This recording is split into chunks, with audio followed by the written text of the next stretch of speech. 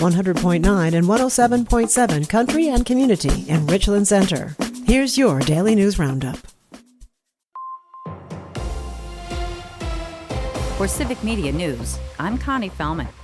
Green Bay Packers running back Josh Jacobs was formally charged in Brown County Court yesterday with 2 misdemeanors. Here's Civic Media's Melissa Kay with more.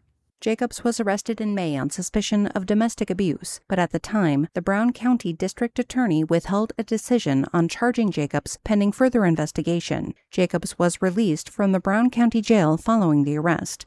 He is charged with misdemeanor battery and criminal damage to property following a domestic dispute at his Village of Hobart home on May 23rd. Green Bay Packers general manager Brian Gutekunst said on Wednesday the team was preparing for any possibility with uncertainty surrounding Jacobs' status.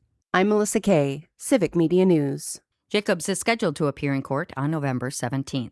This is the Packers gear up to host their final preseason game at Lambeau tonight in what'll be a battle of the brothers. Packers head coach Matt LaFleur against little brother Mike LaFleur, first-year head coach of the Cardinals. They're not the only 2 brothers who will be on opposing sidelines tomorrow night. Packers receiver Bo Melton's brother Max Melton is a cornerback for the Cardinals. Kickoff is set for 7 p.m. tonight.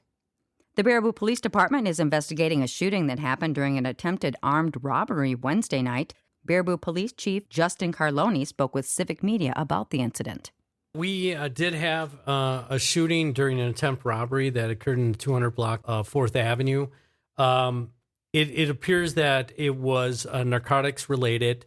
Police say a 23-year-old man had set up a meeting with 2 people for a suspected drug deal. 2 masked suspects allegedly tried to rob the victim at gunpoint, with one of the suspects shooting him. The victim was taken to the hospital for his injuries and is expected to recover. Anyone with information is asked to call the Baraboo Police Department. Fond du Lac County Sheriff's deputies say they found human remains in a rural Fond du Lac home. According to the Sheriff's Office, investigators found human skulls, skeletal remains, and memorabilia related to serial killers while executing a warrant at the home last month. 47-year-old Benjamin Larson was charged with stalking in Dane County Court on August 18th after a Madison area woman reported being harassed by him for more than a decade. When authorities searched Larson's home, the criminal complaint says they found items allegedly from Ed Gein's grave, a jar labeled as containing a piece of John Wayne Gacy's brain, and other bottles labeled as poison. Detectives are working with a forensic anthropologist to determine whether the remains are real. An initial exam indicated many of the remains are likely ancient Native American in origin. Baraboo police are asking for your help after a shooting there Wednesday night.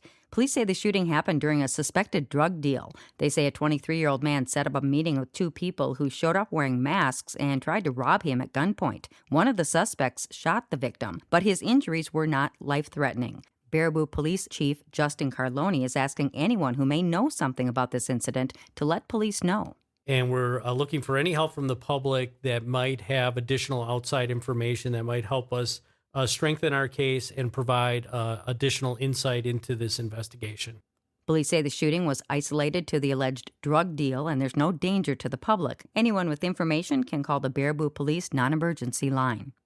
Law enforcement in the Fox Valley are investigating after a man's body was found in the Fox River yesterday. Outagamie County Sheriff's deputies say they found the body in the village of Kimberly near Sunset Park just before noon yesterday. They say there's no indication of foul play and the investigation is ongoing.